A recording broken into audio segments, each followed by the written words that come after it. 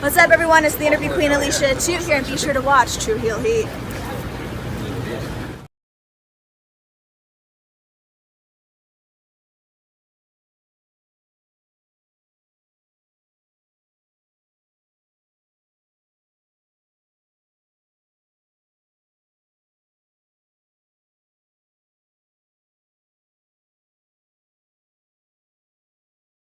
What's up, True Heel Heat? True Heel Heat. What's up? True Heel Heat. All hands is on me.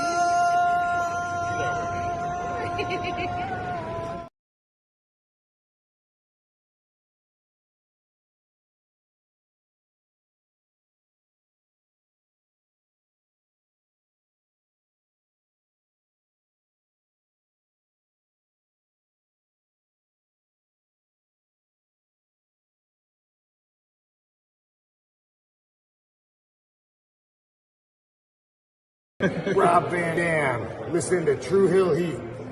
Pow.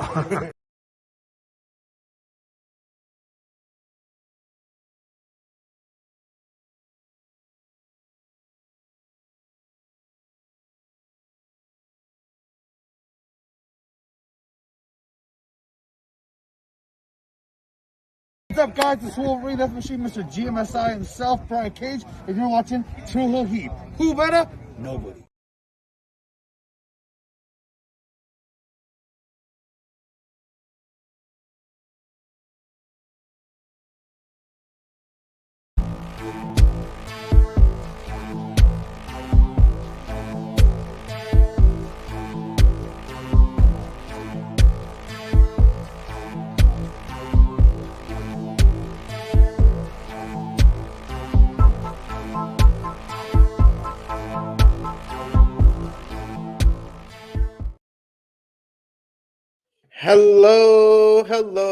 Hello. It is me, your True Heel Phenom SP3. We are live on the True Heel Heat YouTube, Facebook, and Twitter for our WWE Money in the Bank 2024 review, breaking down the latest WWE Premium Live event last night from Toronto, Ontario, Canada.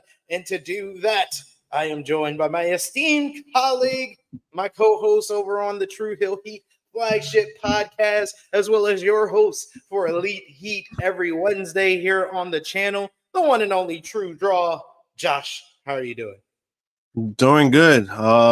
Look forward to talking about this PLE. It's a lot of great stuff, but then also a lot of miscues. So I look forward to talk about it. Indeed. But you don't want to pay attention to the negatives. They told us last night. AAA said, "Don't pay attention to the negatives. Only I'm positives." I'm gonna pay attention to the negative. That's what I'm gonna do.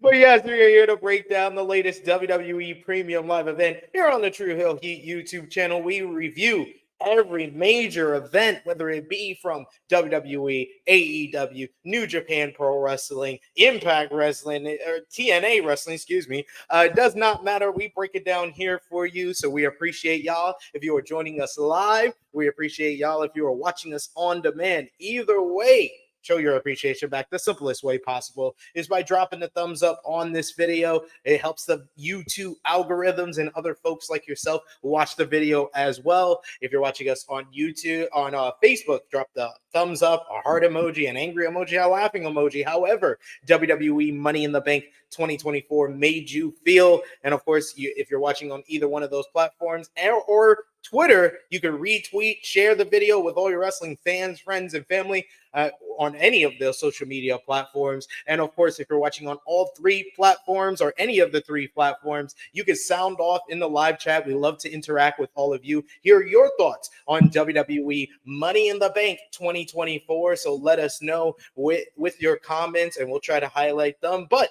of course, if you're feeling generous, you want to give back to what we do here, you want to show your support to the True Heel Heat YouTube channel, you can do so with a super chat donation. Any dollar amount matters. It goes back to the contributors that you see on screen with us here. Always appreciate the love and support. And like I said yesterday, I gotta feed my kids and give them clothes on their back. So I appreciate any of those super chat donation. It helps out a lot. We got Eric Isaacs in the chat with us today saying good morning, True Hill Heat fam. Tiffy time is here. All hail Jacob Fatu. Drew's Punk Nightmare continues. And thank you, John Cena. One thing I can't say about the show, it was definitely newsworthy. This was probably the most newsworthy show WWE has done since probably WrestleMania. What do you think? No, I agree. Especially the circumstances it comes down to when it comes to, one of the greatest of all time, John Cena retiring. It was pretty, I don't want to say random, but I knew he was. Oh, hi. Yeah, we got to run in. We got to run in already. You're trying to bring in this. Are you trying to bring? Oh, you're dropping my mic. Okay. All right. Yes. Hello. Hello. You want to say Hello. hi to John? Hi, Josh. Hi. My balloon. You want to bring in the balloon? I don't know if it's gonna fit in here. That balloon's huge. She has a Super Mario balloon. You want me to show them the balloon? I'll show them the balloon. I think one of y'all can fit in here at a time. Yeah, this is her Super Mario. Oh my God, what is going on here? Yeah, her Super Mario balloon. There you go. All right. Thank you. Oh, she still got it stuck in here. It's still stuck in here. Oh God, here we go. All right. There we go. See, love those hectic starts with Harlem. She's making that a theme now. It seems like she's got to run in early. It seems so. But Josh, you were saying John Cena's retiring. Yeah, I mean, it was like, I don't want to say it was random, but definitely surprising. I didn't expect that. When he came out, I noticed the shirt, so it was kind of like an indication of it, and I was like, oh shit, like you could see it on the shirt. But I mean, it was nice, like they're getting it out of the way because he has talked about it in interviews. Like a lot of people, I think that's also probably past people's heads where he's been like talking about it way more now than more than ever. Like he's talking about the window closing and all this stuff, and where John Cena is at right now. I mean, he doesn't need to wrestle anymore. So even for him to come back for a year, I mean, that's still something because, like, granted, I love John Cena. He's one of my favorites of all time, probably maybe top 5, just because of like when I grew up, being a teenager, he was there. He was carrying a company in those rough years for WWE, So for him to go out this way, something that he wants to go out with on his terms, I mean, it's nice to see. It's going to be interesting to see like how it maps out and everything. So, I mean, I look forward to it. I mean, I know there's a lot of people that are sad about it, but at the same time, I mean, it happens in wrestling. People, they come and go, and right now he's calling his shots. He's pushing 50. So he can't do this forever. And then also he has a big movie career where he's actually really good at. So, I mean, I look forward to it. Yeah, he said that he took time from, filming Peacemaker 2, Peacemaker Season 2, which Peacemaker Season 1, go out of your way to watch it if you haven't already. Great quality stuff. But yeah, he has a successful career in Hollywood. I think that he says he's never going to come back. He wouldn't come back as a special guest referee after when he says he's done, he's done.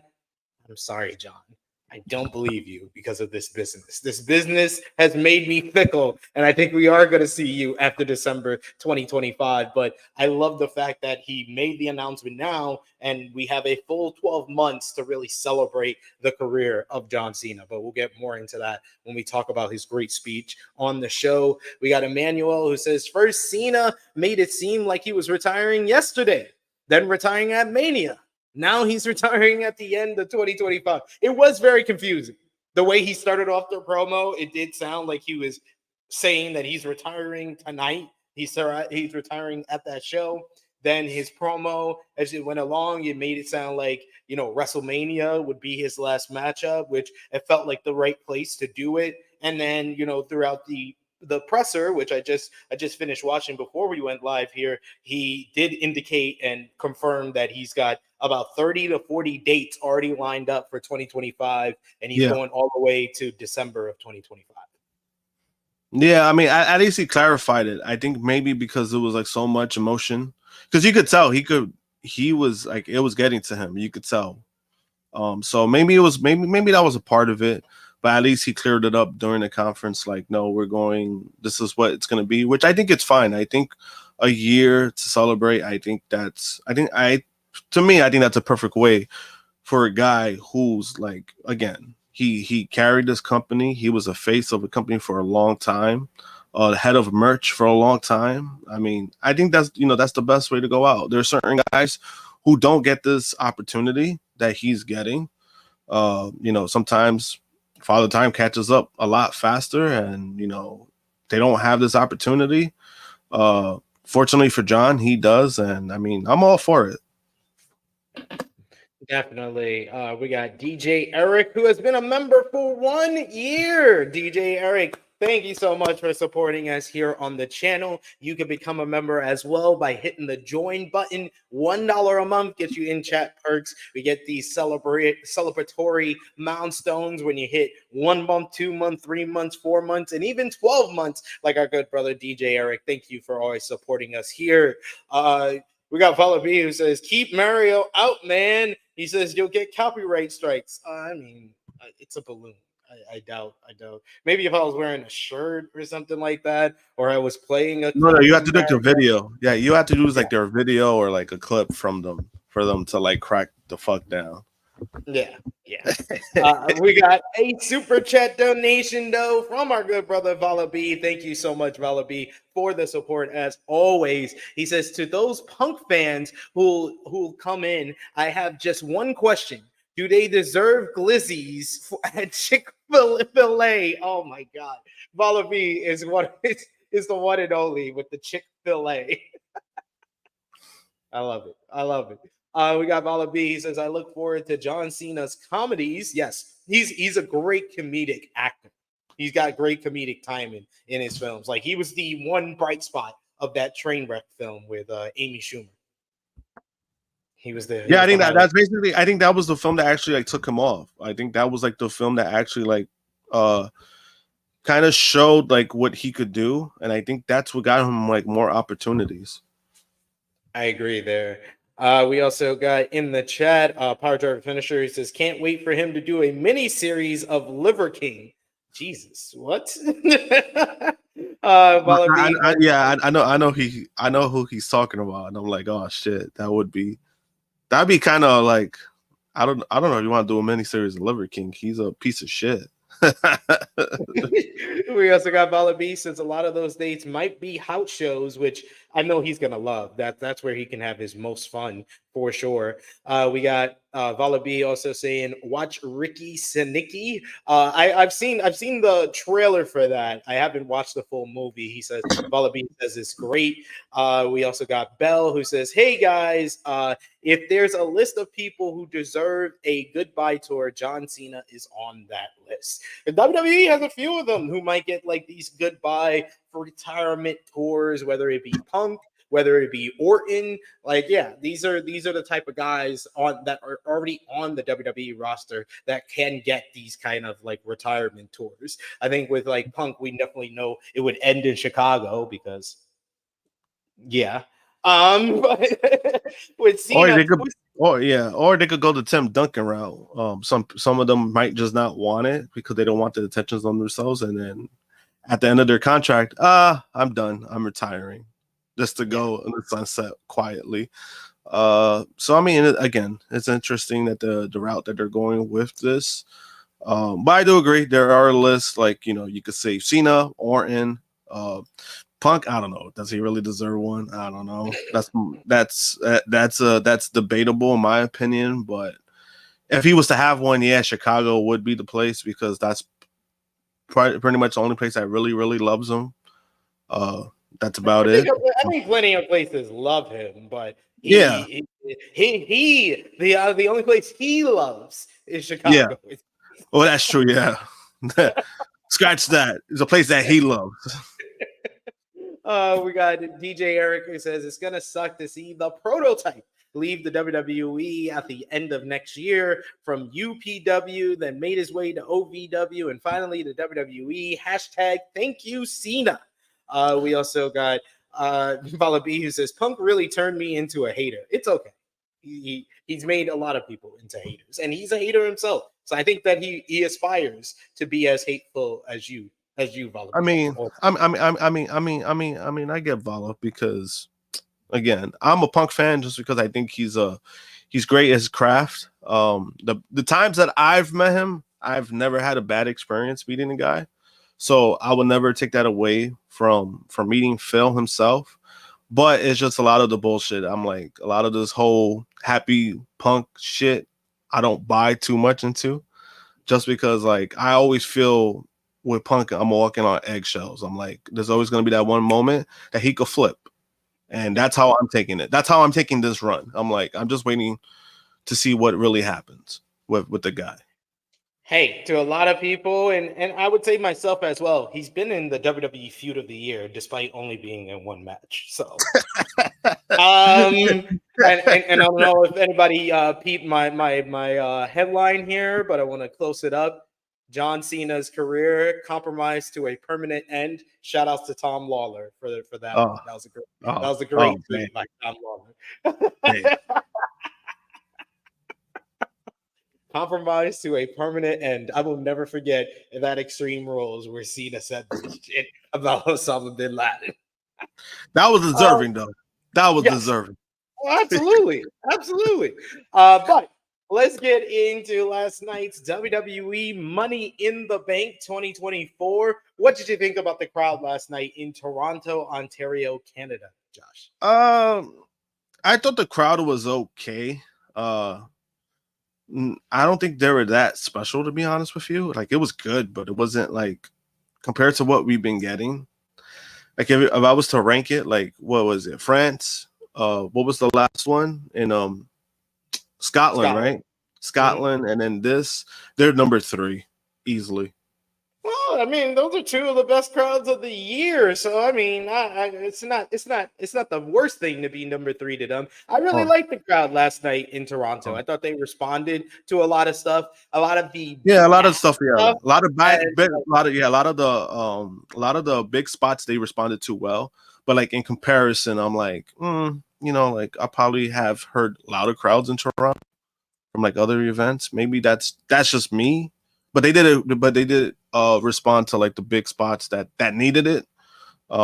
Especially on that. They didn't like go in on the performers for like a couple of the missed time spots or botches, and there was that would have been bad. On this show. That would have been bad. Big and like boo them or anything like that. So I like the crowd last night.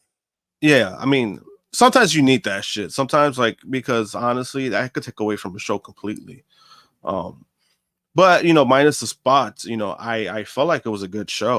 Like I felt like it was a great outing for them. It was just those missteps. It was a lot more than it was pretty unusual for WWE as negative as we could be on WWE. That was kind of like a little surprising. I was like, they're doing a lot of shit that they usually don't do. And that's kind of what stuck out for me. That is fair. But yes, keep sounding off in the live chat. Keep sending on those super chat donations. You know how we start off these pay-per-view reviews. Your one word to describe your overall thoughts on Money in the Bank. I would say my one word is chaotic.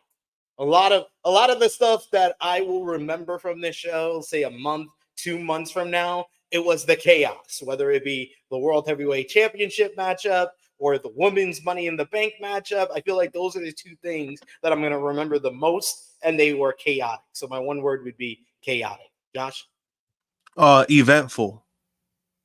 That is fair as well. That is fair. But the opening video, we did the Spy versus Spy theme. Before we did that video, Trish Stratus came out and greeted the crowd. They did Star Spangled Banner for a Canadian crowd. That's a choice. That's a choice, but Samantha Irvin did that pretty well. I think they had Ryland James to perform the O Canada national anthem, but the show kicked off proper with Jey Uso's entrance for the men's Money in the Bank ladder match. Definitely, Jey Uso got a huge response from this Toronto crowd. His entrance always looks awesome, and it did here in Toronto. Andrade did not get much of a response, we'll say. Yeah, I was gonna say that. Oh, I was He gonna did. say that. He did not, because it was definitely because he was between Jay's big response and then LA Knight. I felt like got even a bigger pop than Jey Uso did. Like the fans chanting, yeah, they were into him like they were into him last year at Money in the Bank in London. Chad Gable got a good amount of boos. Carmelo Hayes, in comparison to Andrade, got a good response as well. And of course, Drew McIntyre got the real superstar response of like a mixture of boos and cheers for the new Drew character. And this matchup definitely, started off as you usually do with a brawl to start things off. You get Uso and LA Knight clearing the ring before Drew McIntyre comes in and wipes both of the baby faces out with a ladder. He starts taking out and cleaning house with the ladder for a few here. You get Chad Gable goes up top, but to catch Drew, and he grabs him into a cross armbar while Drew was climbing the ladder, gets him in a cross armbar where Gable is hanging upside down, which allows Andrade to hit this sick looking springboard leg drop. Andrade, he was on his game here. You get Carmelo Hayes, he comes in, he hits a nice little clothesline. He starts clearing house for a little bit until Andrade comes back in and does an inverted Spanish fly on a ladder, which was a very innovative spot here. You get more of Drew clearing house for a bit. You get Chad Gable, who starts going wild with German suplexes. Gable even German suplex a ladder onto the back of I think it was Drew. He does a nice little chaos theory on Mello. Knight grabs a neck breaker to drive Gable into one of the ladders, then takes Hayes outside and rams him into the announce table. Hayes fights back. He goes for a big ladder, and they set up a ladder bridge between the announce table and the ring. Andrade makes a save, but Drew comes in and he breaks things up, hitting a big old Claymore to take Andrade out of here. Knight comes in and he hits the BFT on McIntyre, which allows him to set up Jey Uso for the Uso splash on McIntyre. So a nice little combination between the baby faces here, who were definitely the crowd favorites in this one. The fans were greatly behind Knight and Uso throughout this matchup. You get Chad Gable going crazy for a bit. Chad Gable was one of my MVPs of this matchup. Like, he was just getting ankle locks on people while they're hanging on the ladder. He does a German suplex at one point off the ladder. You get one of the best spots of the whole entire matchup as Andrade is climbing up one side of the ladder, fighting off Carmelo Hayes on the other side. You get LA Knight come from behind him, and he pushes him off, where Andrade goes right into a nasty looking sunset flip powerbomb onto the ladder bridge, which took both Andrade and Mello out of this. LA Knight looks close to getting the victory before he suplexed off the top. Then he gets suplexed over the top rope onto the ladder bridge that was set up between the announce table and the apron. That lets Gable go to the top of the ladder. He climbs up. He grabs the rung to unhook the briefcase, but Jey Uso moves the ladder. So Chad Gable is up here like he's Jeff Hardy. He holds on for as long as he can, and he does one of the wickedest bumps of the whole entire night, dropping from the ladder, from the briefcase, and then flat back stomach bump onto the mat, which was nasty. Jey Uso follows that up by spearing him out of his boots. He does an inside-out bump out of that one. That takes Gable out of here. It looks like Jey Uso is well on his way to winning the Yeet in the Bank when Drew McIntyre yeets the freaking ladder right into his face like a javelin, and then he climbs up to the top. He grabs the briefcase, and he gets the win to become Mr. Money in the Bank. This was a ladder match that didn't have a lot of drama because I think most of us knew that Drew was the most viable option to win this one, but it had a nice amount of spots, some really good performances from the likes of Carmelo Hayes, Chad Gable, and Andrade in this one. I gave this opener 4 stars. The crowd was hot for it and responded big to all the big spots as well. So they added to this matchup. So a great way to kick off the show. Josh, what did you think about the men's Money in the Bank ladder match? Pretty much the same. Nice spots. It was a good pace match too. It wasn't like it didn't feel like it started slow or like there was like any like really bad spots. I felt like all the guys clicked. And that's all you really need from these ladder matches in WWE. You're not gonna see it's not gonna be as violent. They're not gonna, promote stuff like that, but it's usually the big spots that they promote. So it did its job when it comes to that. But I do agree that it lacks suspense just because, we kind of knew who was gonna win. At least I did. If people actually thought Jay was gonna win, then they fooled you out with all them promotions of eating the bank, all that garbage. Y'all got fooled off of that. I thought that was a dead giveaway that he was not winning. But I felt like at the time the right person won. But we'll get to that later. But yeah, it was a good match. Like it was a good opening match. Agreed there. We got another super chat donation from the GOAT himself, the Stone Cold of the chat, Will Chisholm. We appreciate you, Will. He says, was it me or that Metro and Cody bad blood teaser felt like they was hotboxing in the car before the camera was on?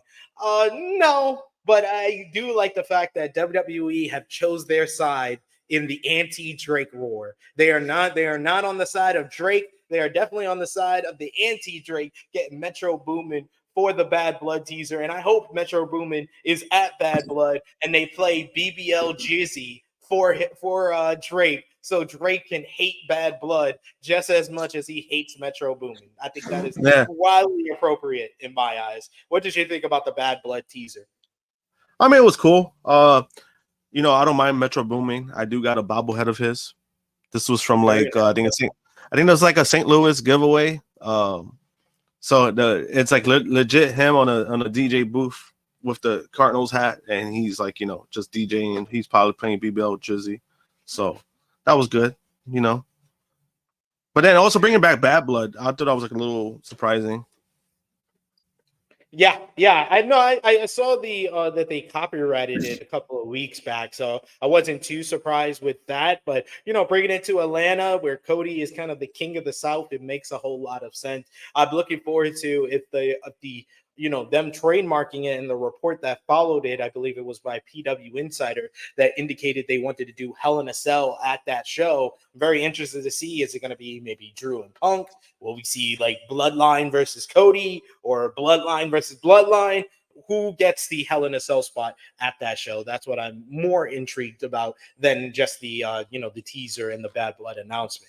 I did actually mention this to Josh and the rest of the True Hill Heat chat, what Big Man Dogs is saying here. He says, I looked up the Money in the Bank ratings on Cage Match, and it looked like a pyramid, extremely polarizing. Yo, I looked it up this morning, Big Man Dogs, and that shit was at like below 5. I was just like shocked because I go to like different sites and I try to get a gauge of how everybody's feeling. Like I read the report from 411 Mania. I read the report from 411 Mania, Figure 4 Online. Figure 4 Online had a lot of positive reviews on the matches itself. If you saw, and even if I saw a clip from Dave Meltzer and Brian Alvarez, a review of it, and Dave overall said, most of the show was good, but there was nothing like great worth going out of your way to see. He actually compared it, which I always try to lean off of, but he said none of the matches were as good as the Hangman Page and Jay White match on Collision. And spoiler alert for my ratings, I kind of agree. But I kind of agree. That match was excellent. That was an excellent win. It's worth going out of your way to see that one. But the matches were all good. Some were great. I thought both ladder matches were the highlight of the show, which tends to be with these Money in the Bank cards most of the time. But I was not expecting when I went on Cage Match last to see it like under a 5. Right now, it stands at about like a 5.5 overall. It's like, wow, it made me so surprised that I have finally bit the billet, ladies and gentlemen. I have created myself a Cage Match account. I am now going to be rating stuff on Cage Match. So if you look out, the name is the same as my Twitter at TrueHillSP3. I actually put out a whole comment breaking down the show there. So if you like Cage Match and you want to see my comments there, it's probably listed somewhere. I don't know. Yeah, I don't know how. I think what it is too, because you know what I noticed with Cage Match, right? So Cage Match is not I think it's a prominent source, regardless of what people want to say. I think it's a good source because you still have those fans, right? It's usually a fan thing that's doing it, right? So like, I know they did one with a AEW pay-per-view or a match where we said it was like good, but then they were like, oh no, it was bad. So I could kind of see why it would be voted low. I didn't think it was gonna be voted that low for Money in the Bank. I could kind of see they're probably, you know what it is? I think they're using some of the missed spots. I think they're holding the weight of that. And I've noticed Cage Match, like when they do the stuff like that, they do that a lot. They usually hold the negative as high as the positive. Because to me, regardless of like the missed spots, me personally, I thought yesterday was a good show. And, but unfortunately you had those big spots those missteps that people are going to focus on. And, unfortunately it does happen, regardless of what Triple H wants to say. I'm like, it happens. You got to deal with it. It's always about how you deal with it after. Yeah, I agree with you there. We got Dion in the chat. He says Andrade got no reaction. He is not over. I mean, he's not. I got into a whole debate with our good brother Seth Yangi, who said that he wanted Andrade as Money in the Bank, and he wanted Charlotte to come back and be his manager. I was not with that idea. Yeah, I was not with that idea because I'm like, you want one of the greatest female wrestlers of all time to be a manager? And he was like, well, if it works for Dom and Rhea, then they're not a couple. I was like, that's totally different. I was like, that the worst of all, that's totally different. I was like, Andrade and Charlotte, you may like them on Instagram.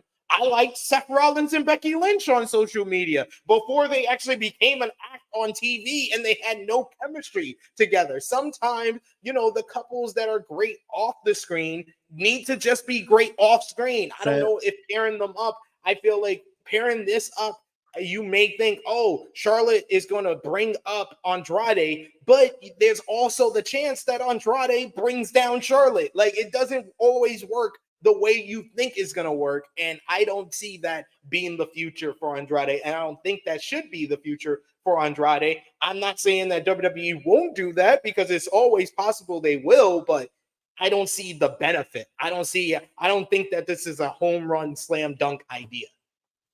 I don't either, just because also Charlotte's her talking is not her strong point. And if you're putting somebody with Andrade, you need a talker. And I just wouldn't do that. I wouldn't put Charlotte in that situation. But the comparison to Rhea and Dom, it was just a little weird because I'm like, Rhea's not really a manager. She wasn't a manager regardless. She was still a worker. And and they're part of a stable. That's why she was there. It had nothing to do with her being a manager. So I don't know. That's a little weird to me. Like he could have won Money in the Bank, but then also that's the problem. You will have him with the briefcase. You will have Andrade with the briefcase, period. And that wouldn't have been a good option regardless, because one, Andrade doesn't get used. And then when he does get used, you got the reaction that you did last night. Like, that's been the problem with Andrade. That's why he's not put on TV a lot, because he gets zero reaction. And it's unfortunate, because we have said that Andrade is a great worker. He's one of their best workers. Like, if you're talking about ranks shit, he's easily a top 10 best worker in that company, maybe even top 5. Yo, But he was great in this matchup. Like yeah, he was. I literally retweeted, Seth's response, and I was like, the company doesn't see him as that guy. Like, they don't see him as a main event guy. They see him as a guy who's going to be a mid-carder, but can be a great mid-card champion potentially, whether it be with the U.S. title, Intercontinental Championship, and you put him in these type of ladder matches because he could be Hispanic Shelton Benjamin. And at times in this matchup, or especially early on in this He was. matchup, he was the one bringing the big spots. That inverted Yeah. Spanish fly, the leg drop on Gable, those were high spots and the sunset flip powerbomb. As soon as they did the ladder bridge, I was like, oh, Andrade's going to do that sunset flip powerbomb. I will never forget. That's the one highlight of the Brock Lesnar won Money in the Bank was Andrade doing that sunset flip powerbomb on the bridge on Finn Balor back in 2019. I still remember it to this day. So as soon as they made the bridge, I was like, Andrade's going to do the sunset flip powerbomb, isn't he? And then like seconds later, after I tweeted it out, he did it. I was like, yes. Yeah, it's like, I mean, again, like, and this is something I've said last year about Andrade. Oh, he's going back to WWE. I was just like, he's going to be used less. And that's what's been happening. He's been used less. Like, it's unfortunate. But it's just, we got it. When it comes to the company itself, we just know how the company runs, and Andrade's not that guy because he can't talk. Like, that's just what he can't talk. Yo, Big Red Dog, this is a great comment. He says, "You're cooked, and Charlotte is your promo guy."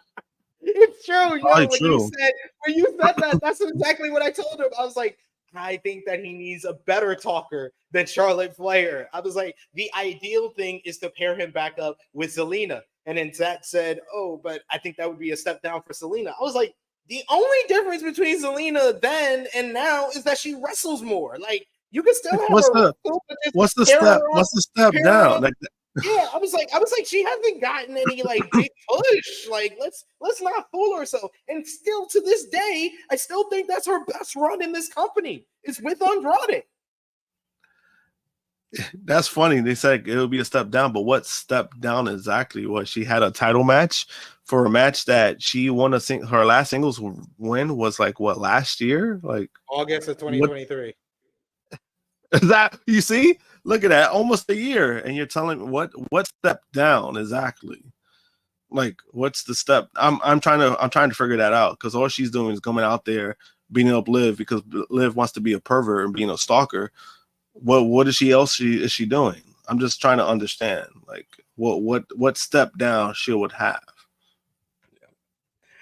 We got another super chat donation from our good brother once again, Will Chisholm. Thank you, Will. He says WWE not slick. They playing the long game of getting Kendrick Lamar for Mania 41, and not like us who will be the Mania theme. Yo, if they do that, I'm a WWE mark. I'm in. I will be a Triple H nut hugger if they get Not Like Us as the theme from Mania 41 in Vegas. I'm here for it. I mean, that'd be hilarious. That would be hilarious. I just don't think it's gonna happen. Like, I don't think they'll use Not Like Us, well, for obvious reasons. Yeah, it wouldn't work. But we get a recap of the feud between Sami Zayn and Braun Breaker before Intercontinental Championship matchup. Braun Breaker challenging Canada's own Sami Zayn. Sami getting thrown around very early on. Breaker showing off his power. Breaker is so confident that he offers Zayn a slap with his hands behind his back, and Zayn slaps him across the face. That earns Sami a drive into the corner, but Sami starts to fight back with some rights. Breaker goes to the floor, and he hits an Arabian moonsault off the top rope. It's a great spot by Sami, but Breaker is right back with a belly-to-belly suplex right on the floor. Zayn steps up to the barricade and almost falls right on his head as Breaker wasn't in the right spot, but he's able to catch him and drive him into the ring post. Zayn back inside does a rope walk tornado DDT that looked really good as he got a 2 count and he get a breather. Breaker then after posting him avoids a diving DDT. He counters it into a hard clothesline, but Zayn comes back and he hits the blue thunder bomb for a 2 count, only for Breaker to catch him on the top rope. He hits him off the top rope and does his step up Frankensteiner, which looked great here, getting a near fall. That's when the fans really started getting into this one with "This is awesome" chants. Breaker goes for his spear, but he avoid content as he went around the ring, and Sammy does the leapfrog that he did on Monday Night Raw, but Breaker stops before he hits the steel steps. He rams him into the announce table and then does his fly off the apron clothesline onto the announce table on Sammy. I always am scared of that one after the Ludwig Kaiser injury. I'm like, I don't know if you should be doing that anymore. But back inside the ring, Zayn catches him. He hits the exploder in the corner. He goes for the Aluva kick, but Breaker catches him, cuts him off. He hits his gorilla press into a power slam but he takes off the straps instead of going for the pinfall. He goes for a spear, but as he goes and leaps for the spear, Sammy catches him with a big boot. He then gets Breaker stumbles into the corner where Sammy is in the other corner. He runs at him, and he finally does hit the Aluva kick. And 1, 2, 3, Sami Zayn retains the Intercontinental Championship in a very good matchup, but I was totally shocked and surprised by this finish here. I thought that after, Monday's Raw with Breaker standing tall with the Intercontinental Championship, that indicated he wasn't going to win the title here, which I was right with my initial gut feeling. I know I went for Breaker on True Hill Heat yesterday, but my gut feeling was that he wasn't going to win here and they would do a DQ finish, but I was very shocked and surprised to see Sammy get the clean win with the Aluva kick in just over 13 minutes. They're really building up Sammy with the fact that this is back-to-back title defenses where I thought he would lose. I thought he would lose to Chad Gable at Clash at the Castle. I thought he would lose here, and he's won. They're really building up Sammy as one of their top baby faces, one of their top champions, and giving him an Intercontinental Championship run that it is proper to give him this type of Intercontinental Championship run after he did defeat the greatest Intercontinental Champion of all time, Gunther, at WrestleMania. So I respect that, but I do think they missed out on the opportunity of catching Braun Breaker at his peak because of this whole path of destruction he's had on Raw. I felt like this was the time to put the Intercontinental Championship on him. It feels like they're going to wait a month and put it on him at SummerSlam, but I'm very mixed on this result. But the match itself, I get 3 3/4 stars. Very good match between these two guys and an awesome showcase of where Braun Breaker is at right now. What did you think? It was a great match. I had Sammy winning. I just didn't know how he would win. But having Sammy win the way that he did, it was a little surprising. But then also, it's kind of what they did. Remember, Braun didn't make the mistake in this match, but it was kind of similar to what they did with NXT, where he faced Ciampa, and basically his inexperience is what cost him the match. Okay. So I think this is the same case. I think they went with the veteran, like, hey, this guy has got to earn his stripes. So they had the veteran win the way that he did. I think that's a good thing. I think it doesn't hurt him that much. I think it only hurts him like if you do the rematch of SummerSlam, right? And he doesn't win it then. I think that's when it hurts him, because I think it's gonna fall in the same Chad Gable kind of category for me, where it was just like, just do it now, just do it now, just do it now, and then it just never happened, And now he's in like a weird storyline where you got some you got some boogeymen going after him and shit. So, but the result was a little surprising. I mean, I had Sammy winning, but the way that he won clean. I mean, but it's a good. I think it'll end up being a good thing if they strike while it's good. Like especially like if it's gonna be next month, that's when you got to do it. If it doesn't happen next month, then it's just like, oh, what the fuck are you doing, Braun? At this point, that's how I'm gonna view it. Yeah, it's like who's gonna dethrone Sammy now? Like who you gonna build up? Because you had Gable. Many people thought to solidify Gable's heel turn, he should win the Intercontinental Championship. You didn't do that. Then you thought to solidify this whole path of destruction for Braun Breaker. He's been one of the best booked guys since WrestleMania. To solidify that he should win the Intercontinental Championship, he doesn't win that. So it's like, who then is going to be the one that dethrones Sammy after that? We got Big Man Dogs. He says, I saw people say Braun got buried. Like Sammy beat Gunther.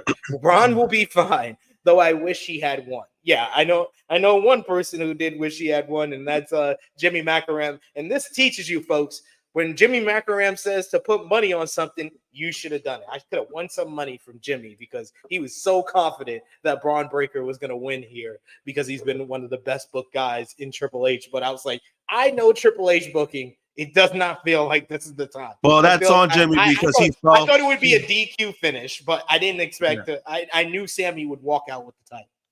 Well, that's Jimmy's fault. He fell for Triple H's fuckery. That's his fault. That's that he did that to himself. Also fair. But here is the host of WWE Money in the Bank in our hometown of Toronto, Trish Stratus, talked about her history in this arena, saying that she's won titles, had her retirement here, and was the mystery partner of this man, special guest at Money in the Bank, John Cena. The fans go nuclear for John Cena, big cheers. But as soon as he came out, he chose the towel that says, the last time is now. So that was a bit of foreshadowing for what he was going to say. His shirt even said, after this, you can't see me. Cena says to the fans, they are here to cheer. But tonight, he is here to officially announce his retirement from WWE. We get the whole, shock responses from the fans. Cena talks about his time in Toronto and how much he loves the Canadian fans. Whether WWE is hot or cold, Canadians always show up. So why retire now? He says it's because this is Money in the Bank, the ultimate symbol of opportunity. Next year, Raw debuts on Netflix, and he says he will be there for the first time on Netflix. He will be there for the premiere. We also will see some last. He says that the Royal Rumble 2025 will be his final Royal Rumble. He says in February, he will be at his last Elimination Chamber. And in Las Vegas, the last WrestleMania he's ever going to compete in. He's going to open the press conference after the show and answer all questions about his retirement. For now, though, Cena wants to say thank you to everyone involved. He says he'll be back in Toronto, but for now, if you want some, come get some, because the last time is now. Really great emotional speech by John Cena. And yeah, I would say outside of like the matches on the show, even probably more than the matches on the show, this is going to be the thing that everybody remembers from Money in the Bank 2024, that John Cena came out and announced his final year in WWE will be in 2025. Very appropriate that it was at Money in the Bank. You know, last year at Money in the Bank, he made his big return, saying that London, promised London, WrestleMania. Of course, Money in the Bank 2011 is one of his greatest matches of all time against CM Punk in Chicago. He's won a Money in the Bank contract before. So many big moments in Cena's career was at Money in the Bank. So felt appropriate that he made that announcement here. But what was your overall kind of reaction to John Cena announcing his retirement? And I'll give you three big questions. Your favorite John Cena moment, your favorite John Cena match, and who does he face at WrestleMania? Ooh. You said as for the retirement, I mean, like I said, it was surprising that they're doing it now, like they announced it now, but I get it. You know, they wanted to beat people to the punch. But also this is something that Cena has teased, like he has mentioned, he has talked about it way more recently than past time. So, I mean, they're doing it now. They're gonna prepare you know, and I think it was a good move on their part to do that, because then, you know, like, you know, it gives people a year, like what, 18 months to prepare Cena's departure from being an in-ring performer, because he did clarify that he's gonna stay with WWE in some kind of capacity. It's just his in-ring career will finish, but they gave him, I guess he's gonna have some kind of job title within WWE, so he's not fully going away. It's just as a performer, he's saying he's calling it quits. As for favorite John Cena moment, that's a good one, because it's like he's had a lot of great moments. You said great moment, right? You said favorite moment, favorite match. What was the other one? And who he faces at WrestleMania. And who he faces at WrestleMania. Favorite moment. Oh, what's my favorite? Trying to think. I'll give you mine. Give you more time to think. My favorite John Cena moment, I will go with Royal Rumble 2008, because I remember I was one of the few people that was still a John Cena fan even at that point. I was very upset when he got injured, and I felt like WWE was missing something, and I was in my parents' apartment. This when I was still living over there, and I was with one of my good friends from high school, Michael Morris. If he's watching, shout out to him. And we were sitting there watching the Royal Rumble. So when Cena comes out number 30, I like went around my parents' apartment. I was like, yeah, let's go. I was running around. I got so hyped.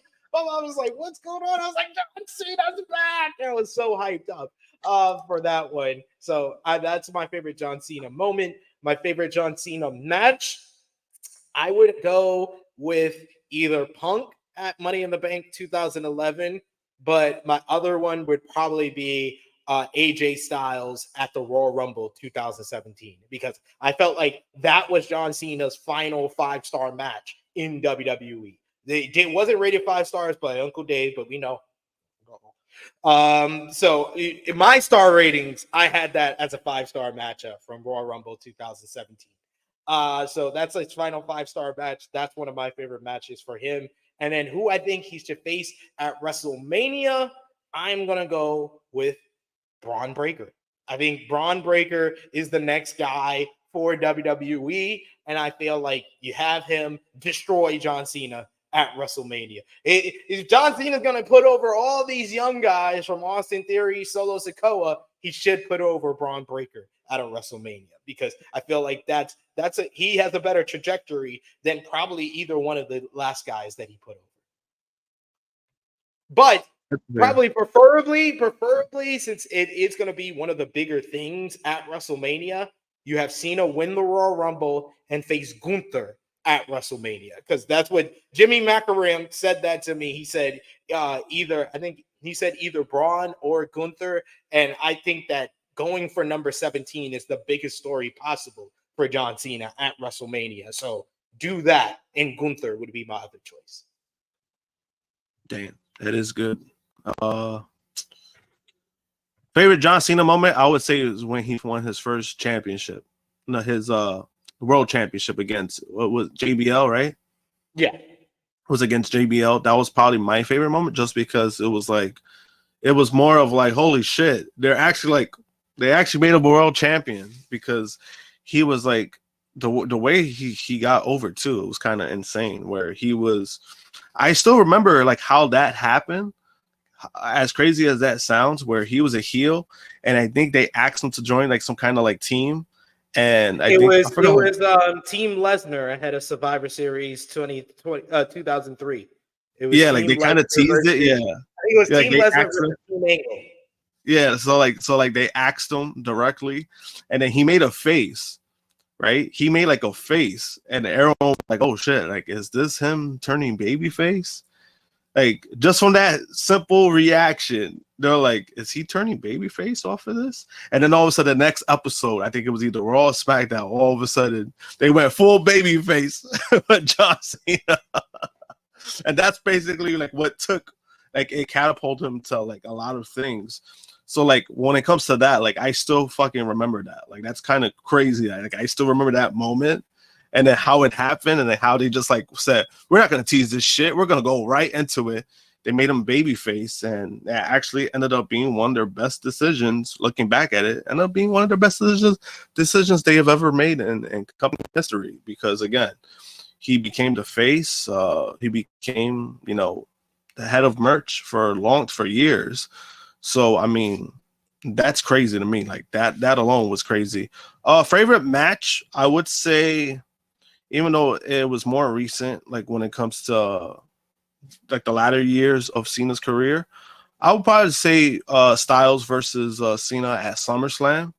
I enjoyed that. I don't want to say that it was better than I think the Royal Rumble one was better, but I think the SummerSlam one was good because it not only solidified Styles, like, oh shit, they're gonna trap the Rocket to Styles, but that was just a great fucking match in general. Like those two guys working together, like every time they had 3 matches against each other, like they just never missed a beat. Like that was, to me, that kind of like solidified like what Cena's status is for me, like as a worker, because for a long time, I don't think when it comes to John Cena's ring work, I don't think he was like a terrible wrestler, like a lot of people say, but it was because of the style of WWE where he was doing 5 moves of doom. You know, people were focused on that.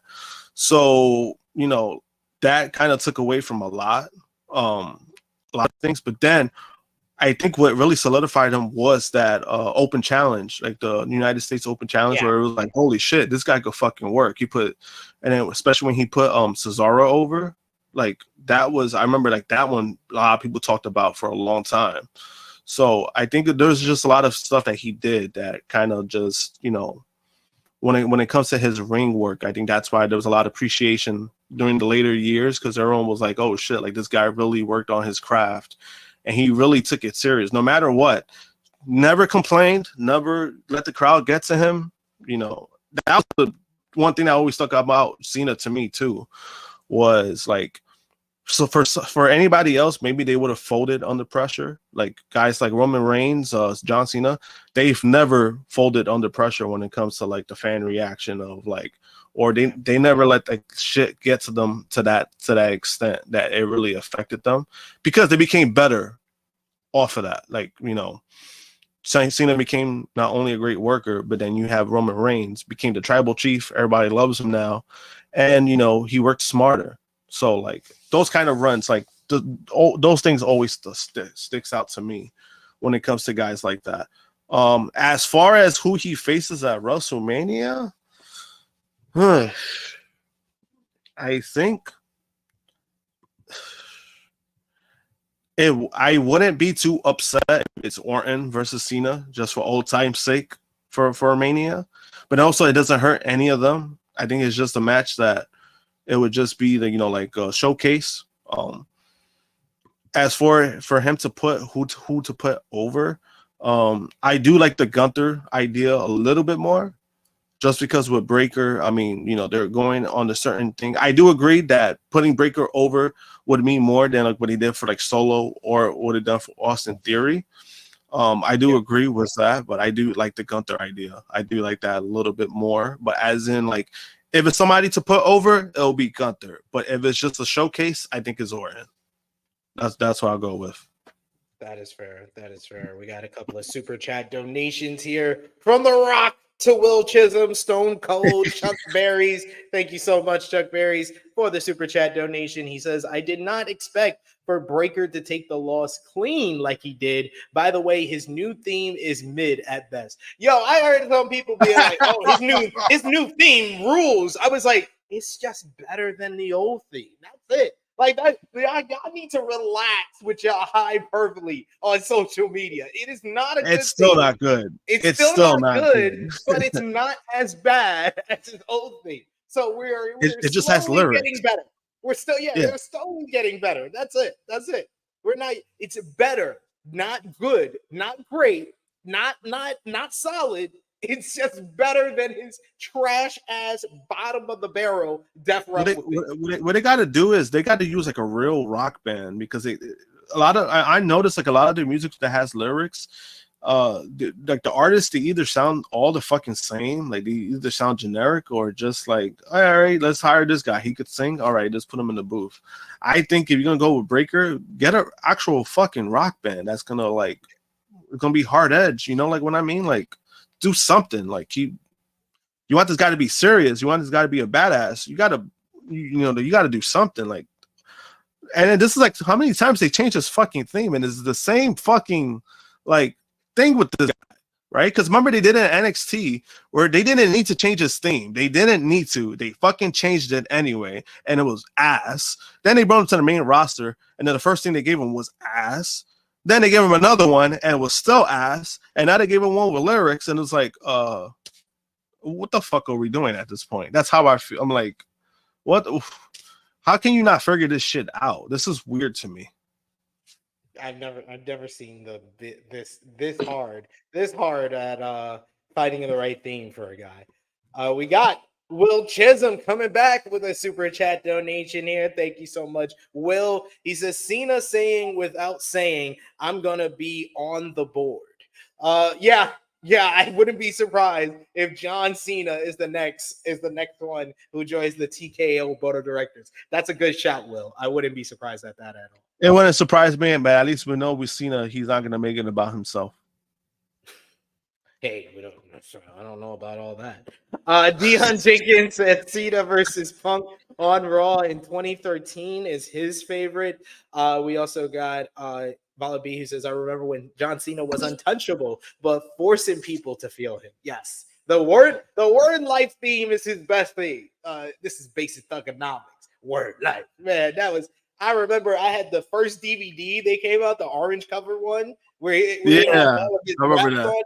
The best rap he ever did was against The Undertaker. That's what 23. You mentioned him turning babyface at the end of 2003. John Cena was the first person since The Rock for me that had the organic face turn, that had the fans he was so good at his heel act with the rapping that he became the anti-hero. He became a babyface before our eyes because people used to look forward to his rap songs. They used to always, when he ended his raps and he used to use a curse word, he would put up the mic so the fans would say the curse word, and they always would. So it was always really, it was organic how he turned babyface. And then that angle before Survivor Series 2003 is when he officially turned babyface.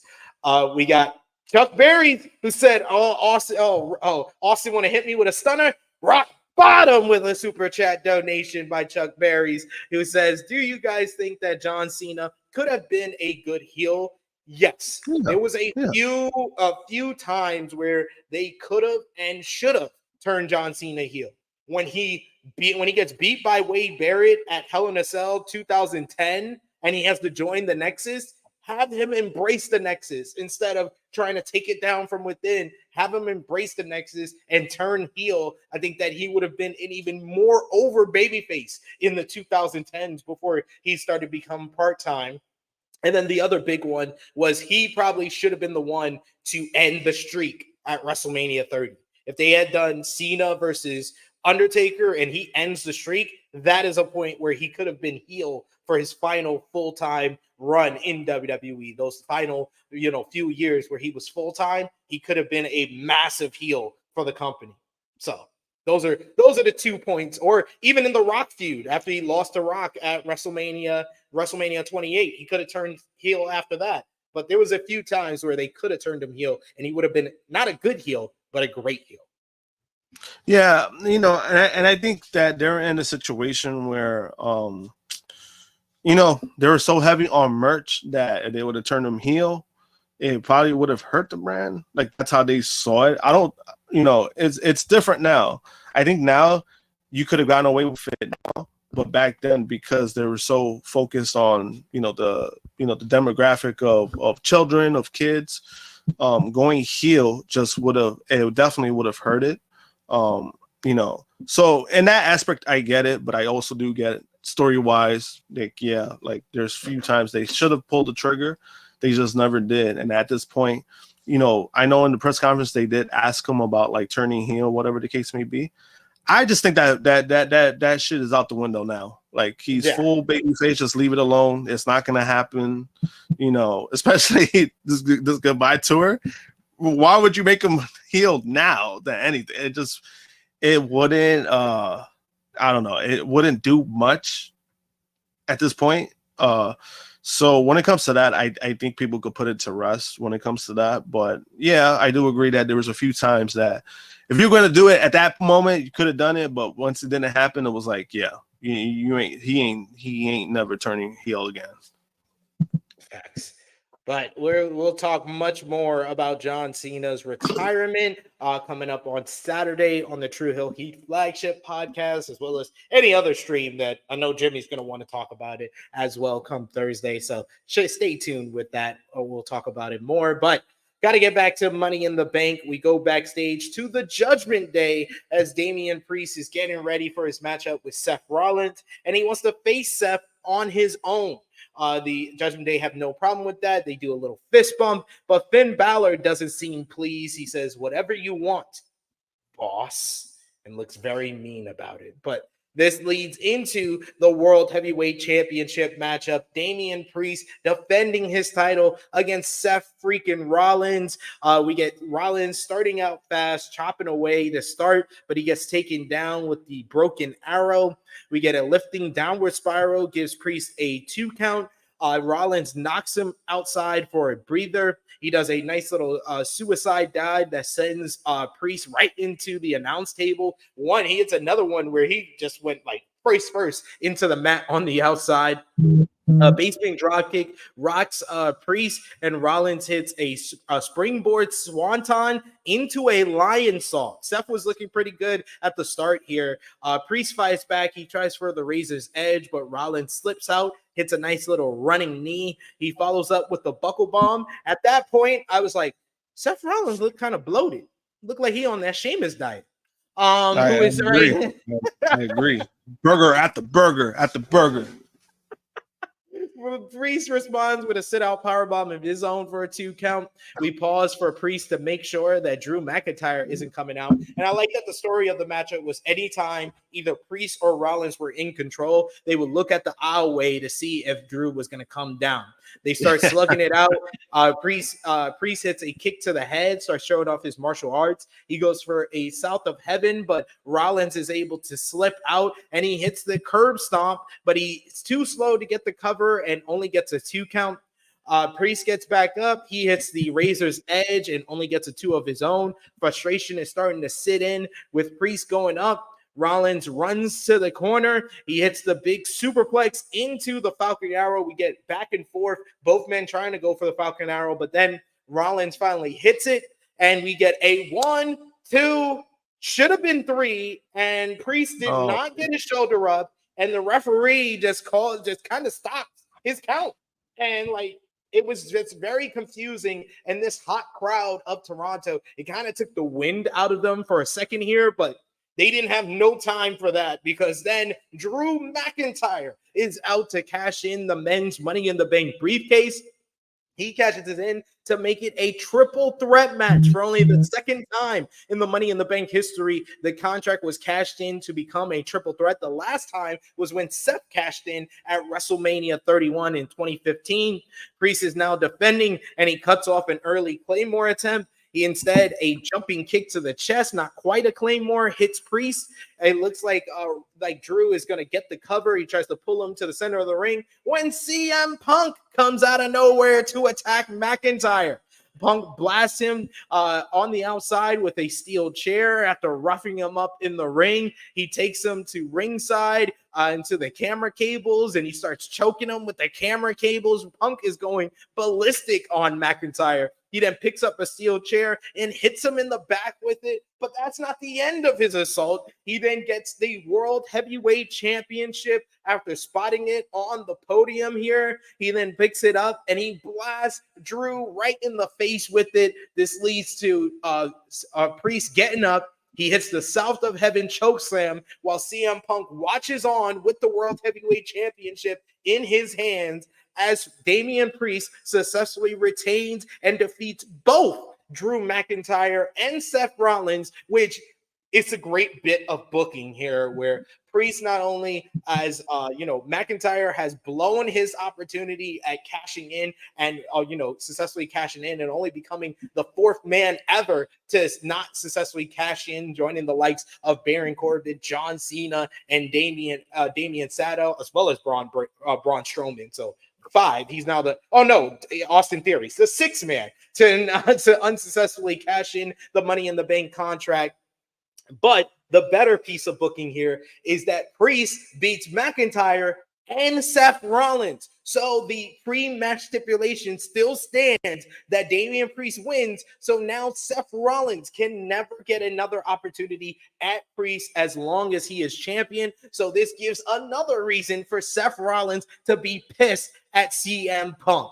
The finish to this end to this matchup was very chaotic, very out of control, right from the botch pin into the cash in, into the Punk interference. It helped elevate this matchup that I wasn't really feeling that much of the Priest and Seth portion of this matchup. And then the botch pinfall really just made it fall apart for me. But I thought that the finish to this matchup definitely helped it. And Seth was it looked like he was legitimately pissed again at CM Punk like he was at Survivor Series last year, cursing him out, saying that I told you to stay away from me as Corey Graves holds him back. And CM Punk just seems like he is unfazed by all of it, which was a great reaction by Punk. But the main event scene on Raw has got way more interesting now with Punk being back. You got the Punk and Drew rivalry, which in my opinion has been the best WWE rivalry since WrestleMania, right up there. It's getting close to even surpassing the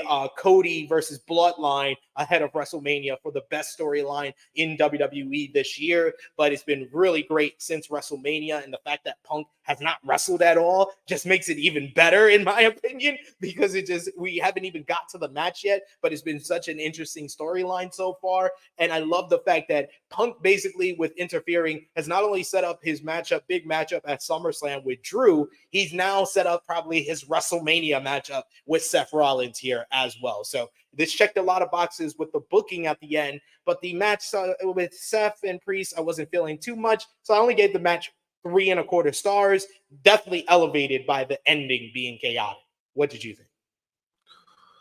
Same. I would say that it the cash helped the match, because I mean the match was okay, but it was nothing crazy. It was nothing, nothing that special. No offense to either guy. I like both guys, but you could tell. I think Seth is a little rusty. You could tell, and he's definitely out of shape. It's unlike him, but at the same time, I do know like his certain training. I know he does like a lot of CrossFit, and he probably got away from that because of doing the rehabbing of his knee and stuff like that.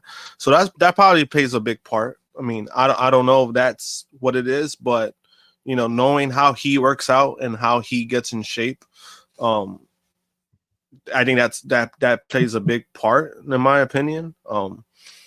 But as in for the fucking botch spot, I think that's what definitely hurt this match too. Like that, it was just way too noticeable, and I think that's what really hurt the match. Unfortunately, people want to point this out. Remember when we had Kenny and Mox in that barbed wire exploding match, and the match itself was great, but then we had the wet fart of an explosion that hurt the match itself. This is no different to me, in my opinion. Like, it was very noticeable in that. I think this is probably, it looks worse just because he was supposed to kick out and he just didn't kick out, and he just stood there. It wasn't even like, oh, like 1, 2, 3, and then he kicked out. He didn't try at all. So I don't know what was going on. Maybe he got knocked out. It's possible, because I think it's very confusing because he could have been knocked out, but it also could have been that the music wasn't like hit at the right time. Like, it could be I don't know, because both. we didn't hear anything about Priest being injured after the match. Yeah, I think Priest was fine. Like, to me, people were saying like, oh, maybe he was knocked out. It didn't look like he was knocked out, because I've seen people when they're knocked out, they're out cold. Priest was coherent. It was just a little weird that he still just didn't make no attempt. I think it was a music thing. I think that's what happened. I think somebody within that messed up. Unfortunately, it looks bad on Priest because they're like, he should have fucking kicked out. So it falls. Unfortunately, he's a scapegoat when it comes to this situation. But I mean, as far as the cash in, I mean, it is what it is. It just builds up Punk and Drew more. Punk said what he was gonna do. I mean, he said he was gonna make his life a living hell, and he's been doing that. So I mean, it furthers the storyline when it comes to that. I'm a little mixed about them using the cash in, like using the briefcase to further their storyline. I'm a little mixed, but then I get it. I also get the fact that this is supposed to mean something. You know what I mean? Like like if he's gonna make his life a living hell, it has to mean something. Him costing him the money in the bank, I don't think it would have done as much because it's like I think that's too easy. I think that's too basic. You want to do it where he gets it briefcase and then he's close to winning the title. That's when you want to do it because that means more because he's about to be champion and it's like, nah, motherfucker, I'm gonna fuck you over. And I liked the men's Money in the Bank for not having that because they had a couple of different options if they wanted to do that. They could have had the Wyatt Six interfere to stop Gable. They could have had Logan Paul interfere to stop LA Knight. And they could have had Punk interfere to stop McIntyre, but they did. They could have had the Bloodline interfere to stop Jey Uso. But they kept it clean, and that made for a better matchup. I was fine with it here. Like, I don't think it was a waste of the Money in the Bank, and I think that people have to take into account that Triple H gave us 2 new winners that have since then become main eventers and mainline stars for the women's and men's division last year, with Damian Priest winning the Money in the Bank contract last year and Io Sky, who went on to become WWE Women's Champion. So they gave us 2 people that got elevated by winning Money in the Bank. It's okay if this year he uses one of the briefcase in a storyline and to make it even better and hotter. Yeah, maybe that's why I was like a little like mixed about it, but at the same time I do get it. So it was like, and then at the same time you got to look at the landscape of like who was gonna win it, like who would you get the briefcase to, right? LA Knight is in a feud with Logan Paul for the title, and you're not gonna put it on him. Jey Uso, I know they promoted again the Yeet in the Bank stuff, but I'm like, who is he gonna cash in on, and are they gonna make that commitment to make him a world champion? I just don't see that happening. I think he's a good hype man, but he's just not that guy. Like, he's had a few mediocre matches this year that kind of, I think it hurts him. So it's like you look at the landscape, who was going to win it? Like Chad Gable, they didn't even put the IC title on him. You think they're going to make him a world champion? No offense to him, but I mean, it is what it is. I'm just calling it like it is, right? Andrade, he's barely used. Are you gonna put the briefcase on him? No. So I get it. Hey, Drew was the best option. He was the best option, and again, it solidified more of the story that they're going for. Punk screwed over Drew, but then he screwed over Seth Rollins. And I think what makes it even more funny was that I don't even think Punk realized that part. Like, he didn't realize he screwed up. I think that's where he was like, because you saw his facial reaction where it was like, damn, I fucked up. It's just funny how all this shit, the trajectory, it goes, right? You know, he choked out Jack Perry. Jack Perry becomes TNT champion, right? He screws over Drew McIntyre. Guess what? He also screwed over Seth Rollins. Thank you, Phil. Thank you. Thanks, Phil. We appreciate you. We got a super chat donation here from Chuck Berries. Once again, killing the game. We appreciate those big ones as well. $10 donation. Appreciate that. He says, seems to me as though every time Triple H is asked a subjective question at the media scrum, the follow-up question is a softball. Kick-ass layup to calm his nerves. Yo, like, and I love Triple H taking a shot. He knows that it was a shot at AEW.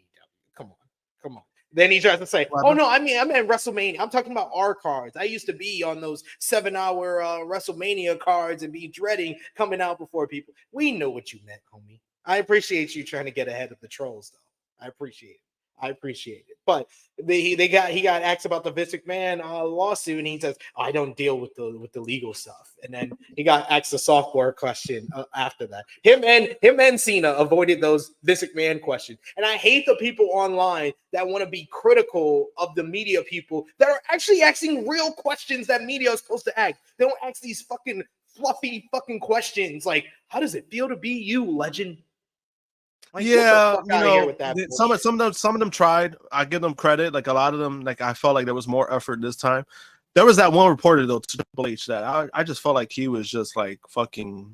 He was like glazing his glizzy, where he was like, you know, they're in the hottest that they're at now. You know, like because it's all because of you. You know, like, I'm like, shut the fuck up, like bro, like stop sucking his balls. Like, what are we doing right now? Like that was probably the only one that really annoyed me. Everyone else, I mean, I think there were like fair questions. Again, that person did ask about the lawsuit, and he just ducked. He just said, "Oh, I can't talk about the legal stuff." That was his response. I can't talk about the legal stuff, and it was just like, "All right, bro, you ain't slick." Like, all right, cool. He like that's Triple H's moves whenever he get asked about the Vince McMahon. I didn't read it. Oh, so dodge. Oh, Dodge. And he got a little salty at CBV for that question about the priest not kicking out. He got a little salty about that. Yeah. Oh, people want to drag on that, and no. Don't give me that. We got to keep the same energy. If something botch in AEW, something botch in New Japan, you got a whole fucking accounts called AEW botches and shit. We got to keep that same energy with WWE. That's a big botch to happen in that matchup. And the match that was critical. Wasn't great enough to recover from it. Like the chaotic ending was enough to get the fans back into the action and gave it a great response to the ending. So we will also, when we bring up the botch, we'll bring up that as well. But don't act like it wasn't a big deal. It was. It was a big deal, and I think I get it. Like, you know, it was more like he was trying to say like, "Oh, I feel bad for Priest. I told him to do this or that." I'm like, at the end of the day, this is what it comes with the territory. Somebody messes up, you know. And I said it myself. I'm like you know, like I said like a few minutes ago. I'm like, you know, it's unfortunate that Priest is getting the bad end of it, because maybe it wasn't his fault, but because it was a situation where he was in it and he was the person that was being pinned. That's what makes him look bad, and that's why I could understand that. But I'm like, at the end of the day, it was a miscue. It happens. Shit happens. What they should have done was that if you're gonna do that spot, right, as soon as he landed, and then maybe he started going for the pinfall, that's when the music should have played.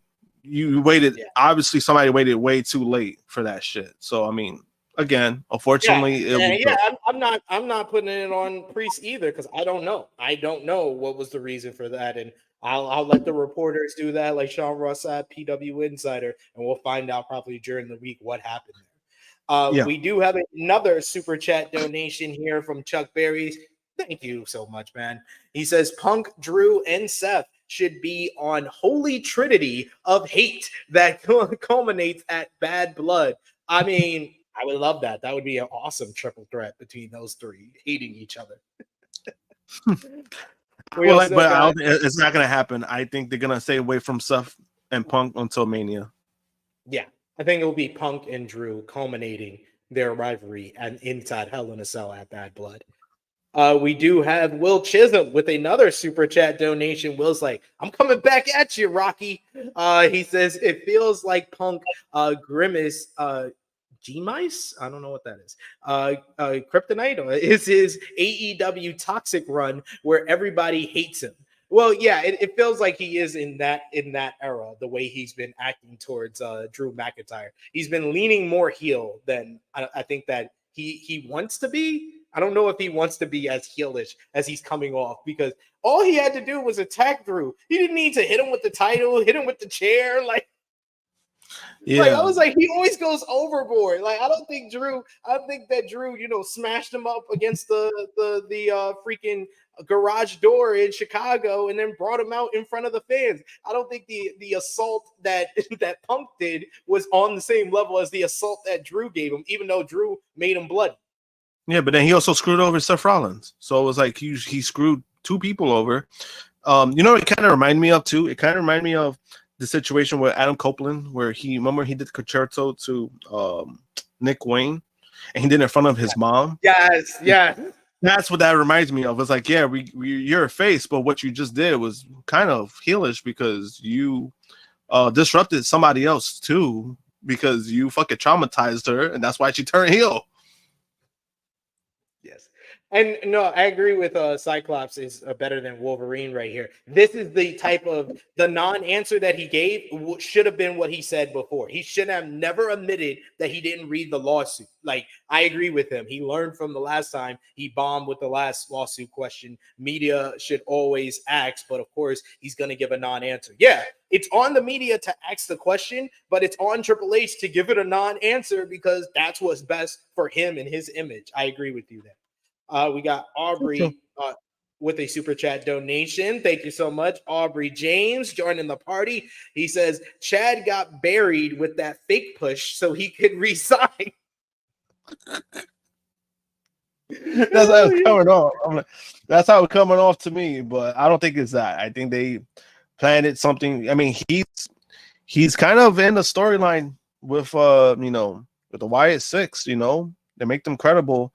And after Monday, Bo basically made it clear what was their mission statement, about people who treat their families like shit.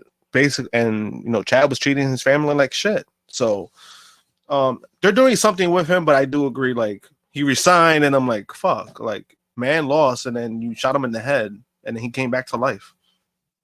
Hey, he did come back to life, y'all. He did. We got yeah, and it's re-signed with a dash there. Yes, you are correct, Seth. With the dash. Should have added the dash, but it's all good. Thank you for the super chat donation, Aubrey James. We appreciate that love, man. We got Will Chisholm with our final super chat donation before we get into the next matchup. He says 97 HBK would have called Priest a dumbass. I think, to be honest with you, I think 2024 HBK, he was backstage, probably calls Priest a dumbass because he's that much of a piece of shit. Yes, yeah. Give me don't the let credit. Don't let HBK fool you. HBK is still a piece of shit. Don't get me wrong. Like, people want to glorify him. Piece of shit. Yeah, and he's still a piece of shit. He's a boring ass piece of shit. So he hasn't changed from all the stories that I know about HBK. He may act nicer on camera, but he's definitely still an asshole in person. That is fair. We got the next matchup, which was the women's Money in the Bank ladder match. Naomi, Lyra Valkyria, Zoe Stark, Tiffany Stratton, Chelsea Green, and the winner of last year's Money in the Bank contract, Io Sky. This started off with a brawl to start things off. I know, what a surprise, but it left Chelsea Green in the ring, who was one of the MVPs of this matchup because she is just extremely entertaining. Whatever she does, she tries to get the briefcase by jumping first. Then she gets a ladder and realizes that she's scared of heights. So instead, she tries to poke at the briefcase with the ladder, which allows Io Sky to come in with a springboard dropkick. Sky knocks Stratton into the ladder in the corner and then hits a running Meteora. Then Lyra Valkyria comes in and it leads to these two rivals going at it. Lyra hits a nice little suplex into the ladder and then hits a fisherman buster into another ladder. I like how they were just finding ladders to land on in this matchup. It felt very chaotic early. There was a lot of mistimed spots early on, but it just added to this unhinged kind of nature of this matchup. It didn't feel planned out. It felt very real in the early goings of this matchup, and it just progressed into the chaos that we would get later on in the match. You get Tiffany Stratton, who does a nice little flip dive off the top rope onto a pile of women on the outside. This leaves Green in the ring to set up a big ladder. Lyra Valkyria comes up, but Io Sky ties her up in the trio war in the ladder and starts stomping at her head. Like, Io was awesome in this match. She was vicious with some of the things she was doing. That leaves Io goes up, tries to climb up, but Lyra puts herself up and does a spider suplex off the ladder. That's the first time I ever seen something like that. Stark Stark and Stratton go up top. They start fighting at the top of the ladder before Naomi comes in to do the save. Naomi winds up on both ladders and does a split between two ladders. First time I've seen that as well. She turns that into a tornado DDT off of the ladders. Green and Stratton start working together. They set up tables on the outside. A bunch of people go up, but Green and Stratton make the save with some ladders. Stratton then gets sent face first into a ladder, and then Lyra Valkyria, as they set up ladder bridges. Lyra Valkyria is the first victim of the ladder bridge as she's power bombed off of it by Zoe Stark and has a nasty crash into it. We get Green cuts off Naomi and hits a unprettier on top of the ladder bridge. We then get Sky and Zoe Stark, who give us probably the moment of this matchup. And I literally woke up my family because it was like 2 a.m. here. And I just was like, what the fuck are you doing? It took a while to set up. And she does a Michinoku driver onto a ladder bridge that looked like she crushed Zoe Stark. She hurt her tailbone at the same time. This took out both women out of this matchup. Green uses this chance to go up to the top rope, and she's so close to getting it. She has the rung actually unhooked and is about to take off the briefcase when she gets scared because Tiffany Stratton is on the second ladder. She climbs up. She then says bye-bye and pushes Chelsea, who does her amazing back bump into two tables, as I like to call it, the Bully Ray Matt Hardy bump from TLC 1. And that was just, oh my God, what a way to end this matchup, as Tiffany Stratton, that was my favorite spot of the match, unhooks the briefcase to become Mrs. Money in the Bank. This was awesome. This was just nonstop chaos, destruction, carnage everywhere. The spots were very risky and dangerous. This had a Jeff Hardy Daredevil style to it, and I enjoyed this one more than the men's ladder match. The men's ladder match was smoother and safer, but this is the type of ladder match that I need. I need it to be dangerous, and this was definitely that. I enjoyed this one so much. I give it 4.25 stars. Give it a little bit higher than the men's one. What did you think, Josh? At first I thought it was a little sloppy. So I mean, which I understand. A lot of the performers are not familiar with this kind of match, so I get it. You know, there was miscues. Zoe Starks had 2 of them right off the bat, and I felt bad because it was just like, God damn. She had she missed hitting this girl with the ladder on the floor, and then when she tried to do like the thing with the head, like the flip over the rope, she missed it completely and hit her damn head on the fucking mat. It was like, I was like, fuck, like what's on the going ladder on? actually. On the ladder, that's even worse. Like she clipped the ladder. I'm like, God damn, like what the fuck?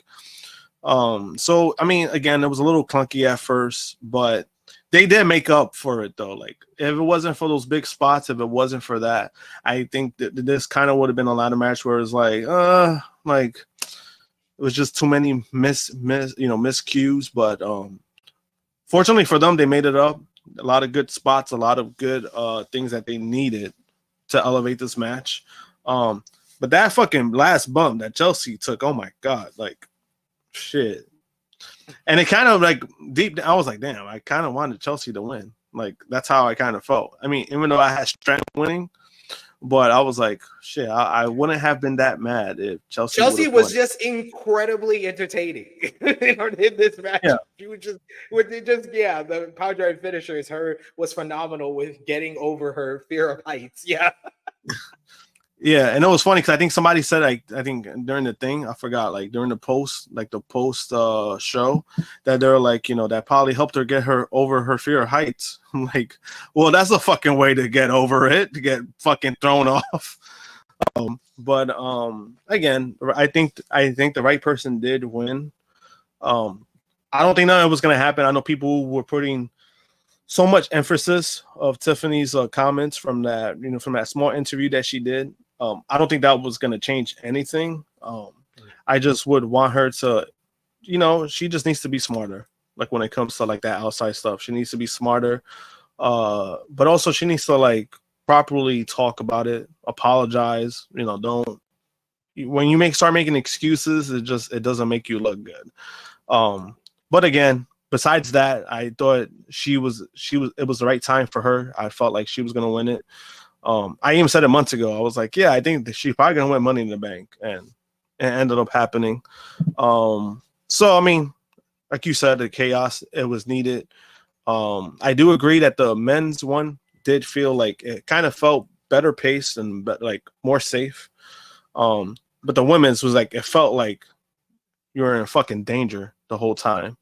And I think sometimes you need that in a ladder match. Like sometimes it's okay. Like that, it's a fucking ladder match. You know what I mean? Like if you're putting people through ladders, you need that danger. And I prefer, I like that.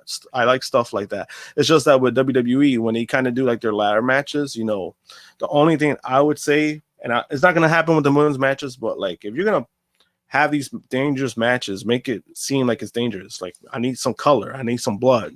Like, don't tell me that you're going to get hit with all these fucking weapons and you don't get cut open. Like that's bullshit to me, but that's that's very minor to me, but it is what it is, but it was a good match overall. Enjoyed it a lot.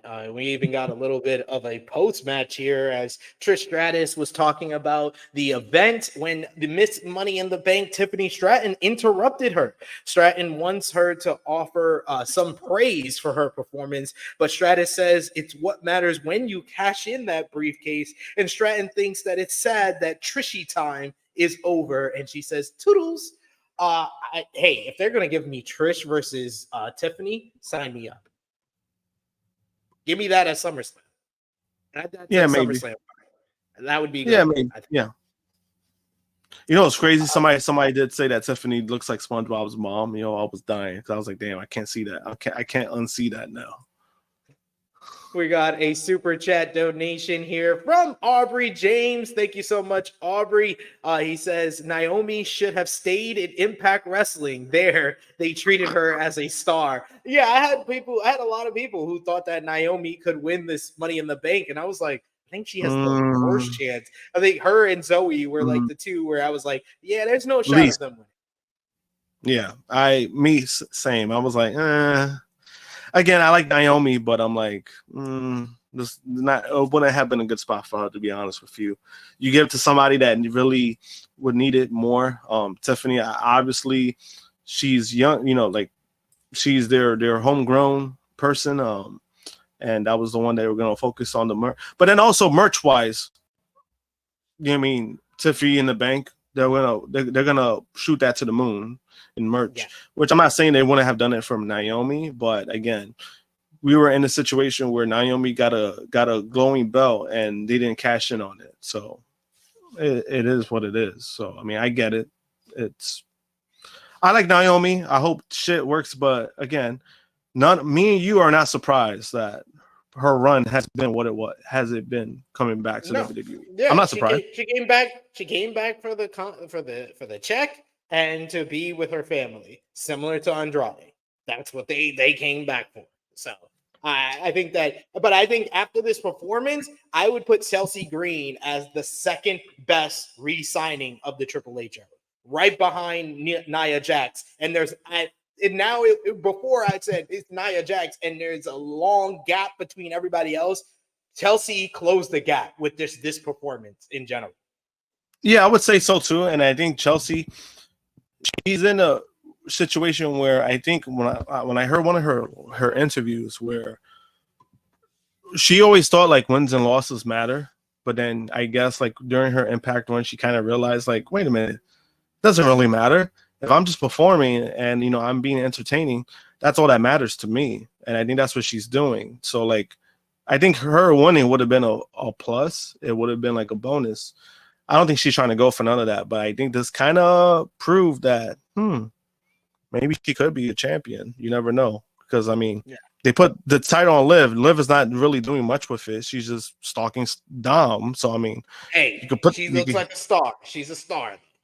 No, I'm just saying.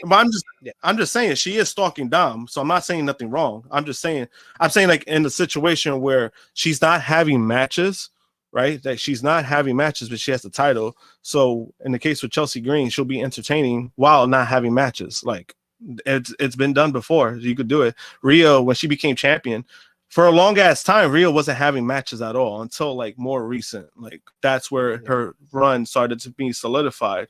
But there was a long period of time where Rhea, for like the first like 4 months, how many matches she had? You know what I mean? So True.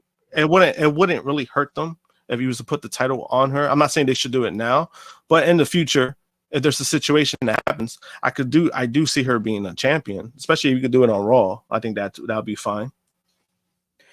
Next up, we had the main event of the show, the Bloodline, Solo Sikoa, Tama Tonga, and Jacob Fatu, Tongaloa, in their corner to face Cody Rhodes, Randy Orton, and Kevin Owens. Kevin Owens came in, and he was very hot to start things off, going after, hammering away at Tama Tonga, who was taking offense from all three babyfaces early on.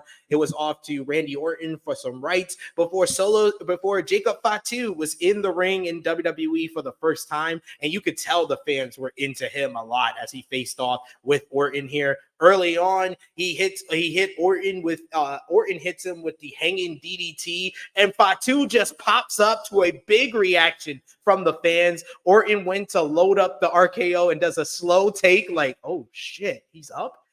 That was a great spot there. You get a basement super kick that takes Orton out, and then Sikoa is able to come in. He starts working like Roman Reigns, which was great. He's doing the slow beatdown and talking trash, how he's doing it. And it was very cool how like Solo has kind of become the Roman Reigns in the way that he's working. And now Jacob Fatu is working like Solo was when Roman was around. It was great how they kind of made that transition in this matchup. Owens comes in, he gets hammered away. There's a cannonball. He gets a senton for a 2 count before Fatu makes the save. Fatu hammers on Owens, which gives the Bloodline the advantage, and they isolate him. We get a slow beatdown for a while with all the Bloodline members getting in shots, only to have Fatu miss a charge into the corner, which leads to Cody Rhodes making the hot tag. He comes in and he starts clearing house. He hits the Cody cutter on Tama. Fatu gets backdrop into the timekeepers area, leaving Sikoa to hit a not so great spear on Cody, but he only gets a 2 count for that. The referee gets bumped as Cody goes for the crossroads, but it's into he hits a crossroads into a frog splash by Owens into an RKO on Solo, which doesn't get the cover because the referee is down. Fatu is back up and he breaks up them. The baby faces trying the shield bomb through the announce table, only for the referee to then get crashed by Jacob Fatu right against the steel steps. I thought the referee was gonna do a blade job because he put his head underneath the apron here. Owens in the ring, he loads up after taking out Jacob Fatu on the outside. He gives him a frog splash through the announce table. He loads up the package power driver on Tama Tonga, and that leads to freaking Tonga Loa coming in and botching a fucking low blow. Yes.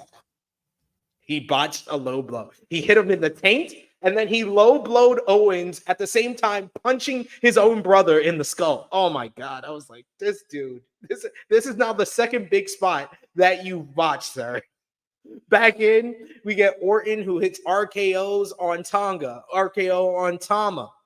He goes for the RKO on Solo, but Solo is able to block and hits the Samoan spike. Then Cody comes in. He hits 2 crossroads. He loads up for a third, but then out of nowhere, Jacob Fatu leaps up and does a whisper in the wind like his name was Jeff Hardy. He then loads up Cody, hits an implant DDT. He picks up Cody for Solo, and Solo says, "You will acknowledge me." Samoan spike. Then 1, 2, 3. Yes, it happened. I predicted it. Solo Sikoa has pinned the WWE champion Cody Rhodes. This match went nearly 25 minutes. The ending felt a little bit flat as the Bloodline stood tall, and the Toronto crowd didn't seem too happy about seeing the heels get the victory here, but they stood tall as Solo Sikoa has pinned the WWE champion and proven he is better than Roman Reigns right now. So this sets up, of course, Solo versus Cody at SummerSlam. The match itself, I thought it was a strong main event, a good matchup overall. I give it 3.5 stars. What did you think about this one? I thought the match itself was okay. Should it have main evented? Debatable. Because I thought something major. I probably would have main evented with one of the women's Money in the Bank. Yeah, because it was just like when this got put in an event, people assumed something major was going to happen, and it really nothing happened. The only thing that major happened was Solo pinned Cody. Was that main event worthy?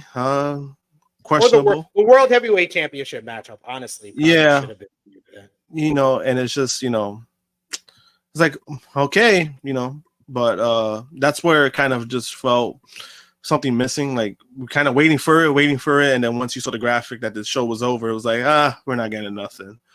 It is what it is. But, Solo pinning Cody was surprising. You did call it. So, I mean, shouldn't be that surprised, but I was like, oh shit, so they're going for Solo versus Cody at SummerSlam. I just didn't think this would be a good spot for Roman to come back anyway. I don't think it's not a good spot. But again, I do like the fact that you bring back Roman to SummerSlam the same way he came back. The same way he came back. And it was on SummerSlam when he came back. So I think that's I prefer that. I think that's a little something that people they'll probably bring up, which will be cool. But besides that, I mean, the match was okay. Had some good spots. Jacob Fatu did his job. He was the best. He was the best member of the bloodline. He's clearly the best working member of that team. I'll give them that. Like, he's clearly the best one when it comes to that, which I'm not surprised because I've seen his work. It was more surprising it took this long to sign him.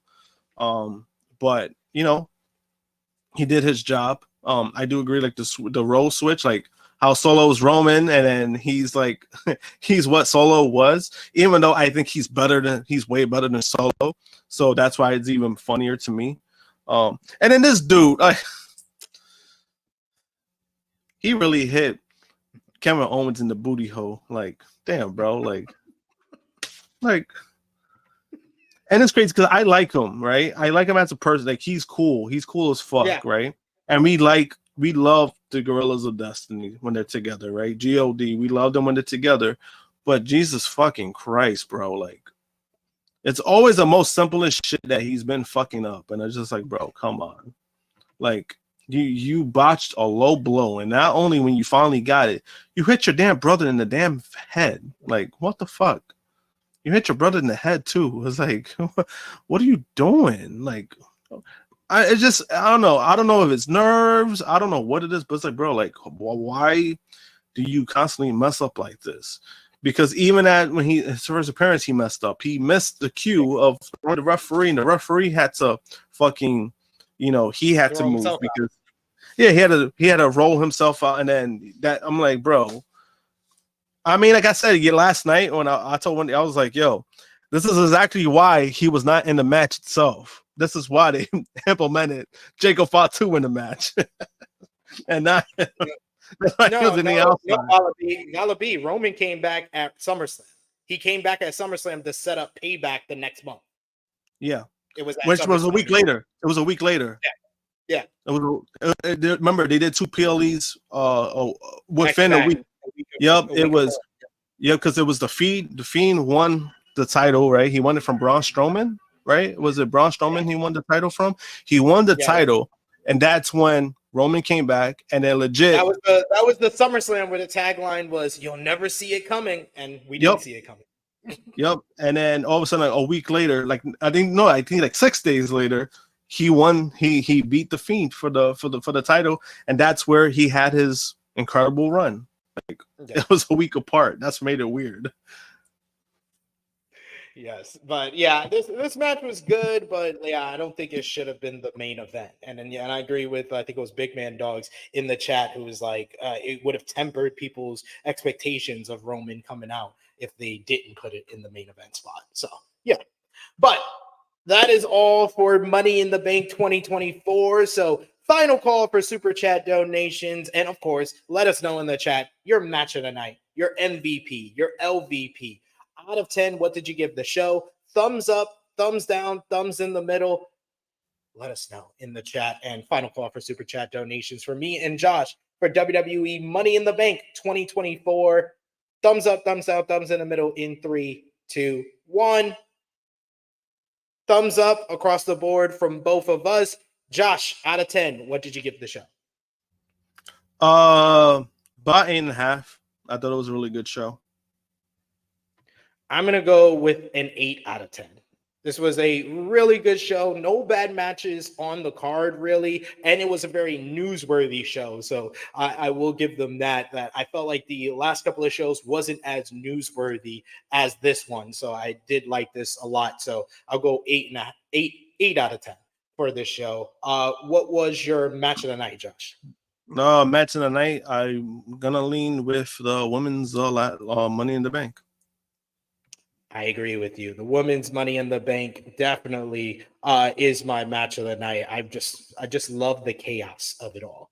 But we got different choices from everybody here. Who was your MVP for the show? Solo Sikoa. He pinned the world champion. I'm gonna go with Solo Sikoa and John Cena. That was like John Cena definitely had me like, yeah, I would give him the MVP because that was the most noteworthy moment of the night. And Solo getting the pin over the WWE champion. And who was your LVP for the show, Josh? So Drew McIntyre. He's an idiot. What? We're in agreement there. Once again, it's Drew McIntyre. Back-to-back shows, Drew. Come on, Drew. He just said, but not only that, but right? Didn't Drew say that he was gonna cash in whoever won it, and he did it before No, he didn't say when he would cash in. That's why they kept looking towards the entrance. They kept looking towards the entrance. They didn't know when. They didn't know when he was going to come out. Because I remember he cut a promo. Did he say he was going to do it during the match, or did he say he was going to do it after the match? Like, because remember he teased it on Raw. I know he said after the. I know he said he was going to cash in and walk out as as a world heavyweight champion. He didn't say he's an idiot. Yeah, he's an idiot. Like, he's an idiot. Why would you do it during the match? Like, why did you do that? That's fair. That is fair. That is fair. We do have a final super chat donation here from our good brother Vala B. Thank you so much, Vala B, for the support. He says the Tonga botch is reminding me is reminding me to thank Tama and Tonga for giving up their G1 spots this year. Oh shit. Yo, we try to tell you WWE fans that you are getting the worst worker in this bloodline with Tongaloa, but no one wanted to listen to us, huh? Us New Japan fans like me and everyone was so focused on God, and look what happened. It's like you're not getting God, you're getting the worst worker in probably any company. Because it's like, and I'm saying that nicely because I really like him. I like Tango, but it's like, bro, you fucking botched a low blow. Like, who does that? Like, yeah, I was like stunned. I was very much stunned by that. Botching the 619 is one thing, but Jesus Christ, like a low blow. Like a fucking low blow. I don't think I've ever seen someone botch a low blow. Like you grab them by the side and you make sure you hit the low blow. Like it's fairly simple to not botch a low blow. Instead he hit him in the booty hole. I don't get that, bro. I don't get that. He hit him in the taint. He hit him right in the taint, like right between the balls and the booty hole. He hit him in the taint, and then when he did execute the low blow, he punched his own brother in the skull. I wouldn't be surprised if Tama Tonga's like, oh, I have a concussion. Like, because my brother punched me in the fucking top of my skull as I was upside down with all the blood rushing to my head. How he does it. How does he do these things? How does he do it? But yes, that brings us to a close on our WWE Money in the Bank review. This was a lot of fun talking about this show with you, Josh, talking about it with everyone in the chat. We enjoy you guys for joining us. We got Seth, who says match of the night, women's Money in the Bank. We got Chilling with Chase, who says Drew and people's wallets for the John Cena retirement tour is his LVP. Chris says match of the night, women's ladder match, 9 out of 10 for him. MVP Tiffany Stratton and Chelsea Green. LVP Cody Rhodes, Kevin Owens, and Randy Orton. Damn, okay. We got Big Man Dogs, who says Karrion Kross world title run in 2025. Oh, shut up! Like, all right. I'm all for trolling, but this is just ridiculous. Like, that's just like, bro, like, what crack you taking saying that? But he also said it gets funnier the more you describe it. Yes, he hit him in the tape. Yeah. Oh man, but Josh, you want to let everybody know where they can follow you on social media, because I have a big announcement for everybody when you're done. Let everybody know. Sure. You can follow me, JayonPunk321, Twitter and Instagram. Wednesday I'll be doing episode 100 for Elite Heat. Is it the finals, right? The finals of the Owen Hart tournament. So that's gonna be a big episode. Gonna try to have a few people on for that. So yeah, look forward to that. Yes, indeed. And you can follow me on the Twitter machine at TrueHillSP3. Follow the gang, Facebook, Twitter, Instagram, TikTok at TrueHillHeat. Patreon.com/TrueHillHeat. $3 a month. Get you exclusive content. The True Hill Heat Prediction Championship will be back sooner rather than later. And of course, I said I have a big announcement. I've been teasing it the last couple of days, but I'm gonna let y'all decide. Y'all comment down below and let me know.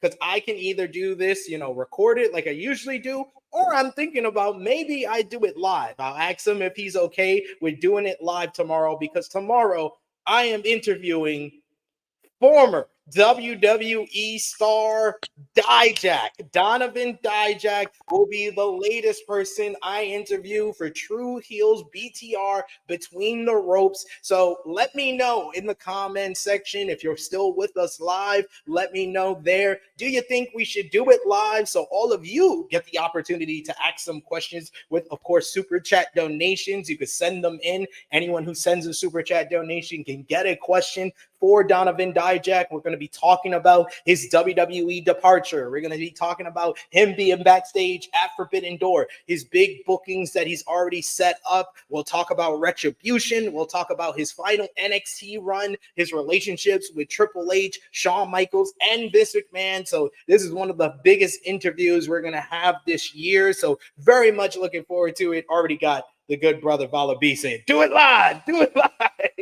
We got Chase who says live. We got he says, I'll send some super chats for sure live. And Frantic Girl says, yes, do it live. About to get Dijak signs to AEW/ROH.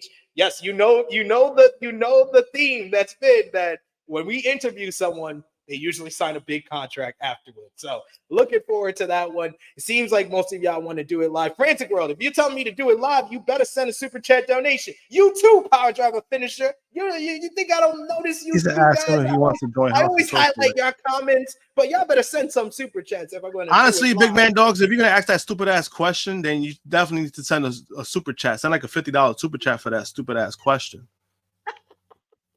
But yes, I was thinking about doing it live tomorrow. So it would be tomorrow at 2:05 p.m. Eastern if I did do it live. But we'll figure it out. I'll talk to him beforehand. He's already got the link. It's very easy for me to switch it from a recording to a live stream. So maybe we can make that happen for all of you. But if you're watching on demand, let me know in the comments down below what you thought of Money in the Bank, what you think we should do with the Dijak interview, and give us your match of the night, MVP, LVP, all that good stuff in the comments down below. Thank you so much to the True Draw Josh, and thank you to all of you in the live chat, especially those super chat donations. Always appreciate it. But Check out all the great content we got on the channel right now, like the flagship podcast, True Hill Heat 284 from yesterday, talking about this week in wrestling. And check out our NXT Heat Wave preview from earlier this week with myself and Corey Brenner of Fightful, breaking down tonight's card